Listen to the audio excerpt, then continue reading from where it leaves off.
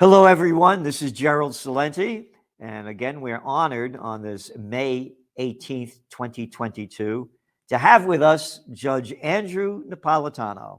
And as I say, nobody says what Judge Andrew Napolitano says with the judicial authority that he has, the background that he has, where he's been and what he knows. And we're in a very critical time of our lives right now with our Constitution, our Bill of Rights ripped up to shreds, and more draconian mandates being imposed upon us, and the loss of our freedom, our peace, and our justice.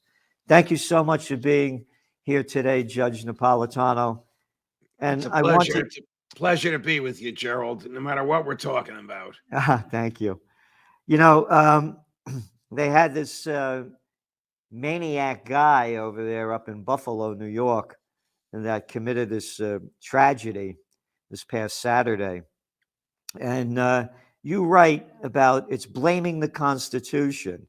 Within hours of the tragic killing, you write, of 10 Americans, 9 black and 1 white, in a Buffalo supermarket by a deranged white racist last week, the governor of New York began calling for infringements upon personal liberty. First, she argued that social media platforms were somehow liable for these killings since they provided a platform from which the killer could reinforce his hatreds on which he could manifest them. Then she argued that hate speech and incendiary speech should be prosecuted. Finally, she attacked the U.S. Supreme Court, which is about to rule on a challenge to New York's restrictive concealed carry laws. She said twice that, quote, New York is ready for you. You go on to say it is unclear just what she meant, but the implication was that she'd find a way around whatever the court rules. So just think about this. It's a tragedy, a mass killing by a kid who had been arrested by the police and confined in a mental facility for 2.5 days, and still under New York law was legally allowed to buy the gun. He legally owned this gun. She attacks the First Amendment, freedom of speech, and then she attacks the Second Amendment. Does she really think that a person who's willing to commit mass murder is going to comply with gun laws? No, she's attacking the liberty of the rest of us. Hate speech is protected. Incendiary speech is protected. The right to keep and bear arms is not protected in New York. If people in that supermarket had been armed and knew how to use their weapons, he would have been stopped. So she's just in the wrong direction. Why does government attack freedom? Because government hates freedom. Because government is the opposite of freedom. Because government is the negation of freedom. Government hates freedom. What'd you say? Government is the opposite of freedom. Government is the negation of freedom. Government is the opposite and the negation. Freedom, and government is the negation of freedom. You nailed it. You nailed it 100%. Our natural right. We are naturally free. Government only exists by taking freedom away from us. It also exists by taking assets away from us. Yeah. Now, boy, you just summed up everything. That's exactly what they do. The government hates freedom. When you see a crazy person walking down the street, or you see one on the street, they're out of their mind they're crazy. These people are lunatics too. They just hide it better. Yes. They are mentally deranged people. They are arrogant sociopaths, psychopaths, and pathological liars. They're brilliant at hiding their mental illness. The very weapon that she condemned this crazy person for owning and using is used and possessed by the bodyguards that work for the state and surround her 24/7. So that's fine. They're better than we are. We're only plantation workers of Slavelandia. so we don't count. You go on, again, you mentioned it, but I want to make this really clear. The critical error is a mistaken belief that someone willing to commit mass murder will somehow comply with gun regulations. You can't even say this with a straight face. It's so absurd.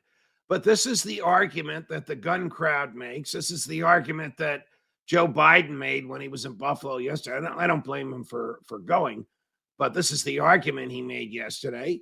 He and she, Governor Hochul, both attacked social media. Do they really want the government to be in the business of deciding what social media can post and what people can read? If that's the case, then they should cut a hole in their copy of the Constitution where the First Amendment is, because the First Amendment stands for the proposition the government has no role in the marketplace of ideas. Yeah, they control us. So, I mean, it's just, beyond the, they talk about this guy being a killer and deranged, and about his hate speech. And how about the hate speech of, let's hate Saddam Hussein, who has weapons of mass destruction and ties to Al Qaeda, and it's a total lie. Is that hate speech? How about the hate speech from the Nobel Peace of Crap Prize winner, Barack Obama? Assad has to go. That's a quote. President Assad of Syria, who has nothing to do with the United States, no threat to the United States. Is that hate speech?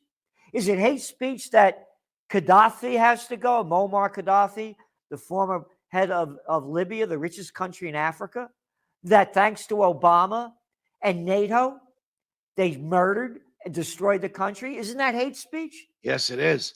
Well, another thing the government hates is the government loves hatred. It loves to focus our hatred. Hate Saddam Hussein, hate the Soviet Union, hate Iran, hate COVID, hate Putin. The government thrives on hatred because it can focus people's energies and attentions. It can induce compliance among the electorate, and it can induce money out of the electorate. It's almost like a soft form of war when the government can focus our hatred on somebody or something. Wow, you really nail it.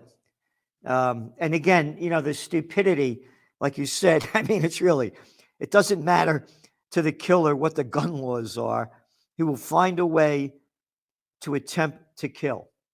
Now, I have to correct you here. You're being sexist. You said he will find a way to attempt to kill. You have to say they. You're being. We may get taken off YouTube for you saying he. But just as an aside, 3 8-year-old boys in Wisconsin are being prosecuted by the Board of Education of the state, not the local board, for refusing to use they with respect to a classmate who is a girl but prefers to be called they. And they're actually prosecuting 3 8-year-olds for either refusing or mistakenly saying she or her rather than they. The world is just insane. It is. This is insanity. If we were to make up a horror movie, and that was one of the clips in the horror movie, it would be perfect. Just like when you think about when they launched the COVID war, what was the first thing that people did? They ran out and bought toilet paper. Right? I mean, I'm not making this up. And they fought each other, fighting over who's going to get the toilet paper. And, they've been using toilet paper since the, way back before the human, it's been going on for centuries. Scott toilet paper has been selling, during the, BC. I mean, did you ever hear of water? I mean, no, only toilet paper. Again, the whole thing is going down crazy. And you're pointing it out in bits and pieces, because the reality is, and we talked about this last week, when you were a judge and you had to prosecute people, you had to send them to jail for smoking a joint. Right? Yes, it's All terrible. right, now. And when I didn't, I was reversed by the appellate courts. All right. There you go. So now, anybody that, including myself, that wanted to get pot when it was illegal could get it anytime, anywhere, any place. And the same thing with guns. There are what? About 350 million guns out there? Yes. A Yes, murderer could get a gun anytime they want to get it. So these laws are totally useless, like all the other laws that they put in place, because as you mentioned, if the killer wants to get the weapon, the killer gets the weapon. The law Correct. doesn't make any difference. How stupid can you be? The only thing that stops the killer is superior firepower.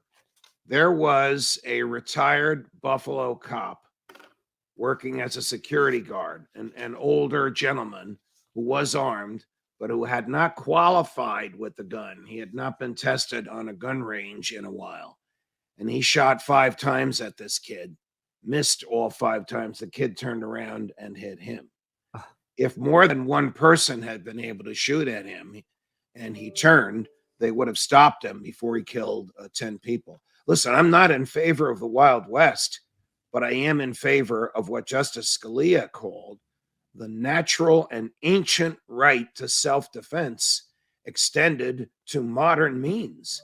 You are entitled to defend yourself using the same means that bad guys have. Yeah. And you're entitled to defend yourself using the same means that the government has. No, the government's better than we are. Again, we don't count at all. The government. Again, these are most of these people are mentally deranged. And going back to, look at we're really on the same page here because of all of the hypocrisy of the crap spewing out of Hochul's mouth. It's okay to send lethal weapons to slaughter thousands of people and destroy a whole country. Let's send them to Ukraine. Look at the cover. Here's the cover of this week's Trends Journal. Right. Yep. Good violence, bad violence. You're right. Yep. Gerald, we were on the same page when Yep. I wrote my column, and you and your the wonderful people that work for you crafted the front page and the lead stories. You could say the same thing. I think it was last week's Trends Journal. Hands off my body. I want an abortion, but that doesn't apply to masks and vaccines. Hands off my body. Yeah, what hypocrisy. The government always talks out of both sides of its mouth. Yep. That's Anthony Frieda came up with that. He's the artist. I didn't even put that. He heard me say that one time, and he came up with that, the bad violence and good one. And again, look at the $40 billion plus when you add all the others, about $54 billion that we've sent to Ukraine to keep this war going. And this past Monday, the Russian defense troops beat the Ukrainian fighters in Mariupol. Yeah. And the headlines were that it wasn't that they surrendered. It was that the combat mission was over. Right. Because the media, inexplicably, but this is the case now, the media is on the same side as the government. The media has bought and swallowed the thou shalt hate Putin and hate all things Russian. Hey, how well are those sanctions going, Joe Biden? You don't even hear about them anymore. Is the Russian economy crippled? Are the Russian troops not able to have lunch every day and not able to have rounds in their bullets and their guns because we've crippled the economy? Whatever happened to that? Here, this again, our economy is going down. People are living paycheck to paycheck, and some $54 billion has been sent over there. And again, it's very important. This port city that they just overtook, this is going to be a land bridge to Crimea. And most importantly, it's full control of the Sea of Azov. So that cuts off all Ukrainian maritime trade leaving there. Wow. So this is a very big victory for them, but it's totally whitewashed out of the mainstream media. And as you mentioned about Russia, their ruble now is back up. And we're saying that Russia's going to be more self-sufficient. They're going to be pulling more and more away from globalization because they have the human and natural resources not to rely on other nations for their survival. You don't have to worry about supply chain disruptions when you're making the products at home. And again, the big news is that, now McDonald's is officially pulled out of Russia. Oh, how terrible. Now the people can't eat crap anymore. They got to find it somewhere else. This is the news. And again, the biggest news in America, and to show you how worthless it is this guy, this Johnny Depp and his Heard thing. This is going on for like a month. What the hell do I care about this guy? Why do I have to hear one word about it? And it's on every major channel. I was on WABC with Sid and Bernie the other day, and they said to me, "Are you following the trial?" I said, "Absolutely not. It's the most disgusting thing imaginable, just reading the headlines." Yeah. And you're right. That's what's captivating America. The jury should say a pox on both your houses. What a waste of the jury's time and of the government's resources to try and resolve this kind of horrific nonsense. But as the people are focused in on this, they're missing the trends that are shaping the future. Yes, they are. They're blind to the future. And the masses are just following like they always do. We are headed to the United States, to me, is at war with Russia. It's not a proxy war. They're at war. And now this is a headline out of the Jerusalem Post today. U.S. to refuel Israeli warplanes during massive drill. You ready? Simulating Iran attack. What does this mean? If Iran attacks Israel, I hope they don't, but if Iran attacks Israel, we're going to send troops and material over there to defend Israel? Another war? Just like Joe Biden sent troops into Somalia last week? Most Americans don't even know what Somalia is or where Somalia is. What does that have to do with our national security? None of it. Again, but you said, what if Iran attacks Israel? What if Israel attacks Iran? Oh, they'll expect us to support them. Oh, yeah. And what about that's probably the more likely scenario. Yeah.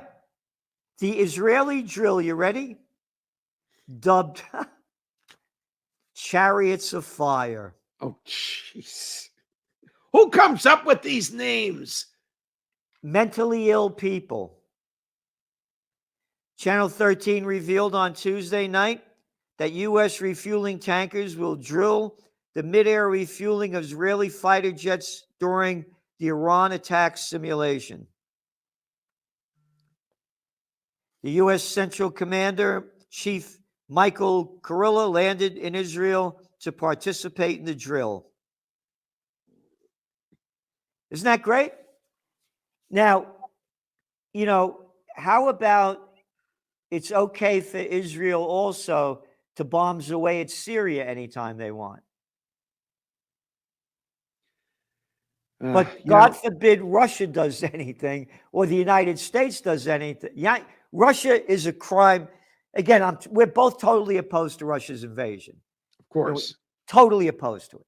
But the hypocrisy here with the United States' long list of war crimes and when Israel could do anything that they want, but the hatred, and you said it before, and it's so important what you said about government loves to hate, that loves to focus, to zero in, to focus people's hatred. This was a lesson from 1984. The person everybody hated, his name was Emmanuel Goldstein. I don't know where George Orwell came up with that name, but that was his name. And people went to movie theaters just to watch Emmanuel Goldstein. I don't even know if he actually existed. Mouth things, and the crowds would scream hatred and throw things at the screen in the movie theater. And the government encouraged this, that he was the enemy of the people and the enemy of their freedom. The American government has been doing the same thing for generations. Germans in World War I, the Nazis in World War II, the Soviets, our former allies right after World War II, Iran, Iraq, Hussein, Putin, whatever, COVID, whatever, whoever they want us to hate at the moment. Well, you said it. It's really summed it up. The government is the enemy of freedom. Yes, it is. And Yes, it by is. their deeds you shall know them. And they continue to rob us of our freedom. And until we unite for freedom, peace, and justice, I think we're going to see more and more hell on earth. And the things that you said about those 8-year-old kids, you're an 8-year-old kid. And even if you said what they said, you're making this a crime and you're wasting time, money, energy, and killing the spirit of young little kids and screwing them up for life. Terrorizing them. Absolutely. Terrorizing. Yes. Yeah. Thank you so much, Judge. And Thank you, for Gerald. Like everything I that said, you no matter do. what we talk about, it's always a pleasure, my dear friend. Well, thank you so much for having me doing this and giving the people what you know and how you feel. And again, it's not about your emotions or your beliefs. It's about your knowledge of what America is, what the Constitution represents, the Bill of Rights, and how they're being robbed from us. So it's not what we like and don't like, it's what is. And thank you for being that authority, that judicial authority that gives us that information. So see you next week, Judge. You got it, Gerald. All the best.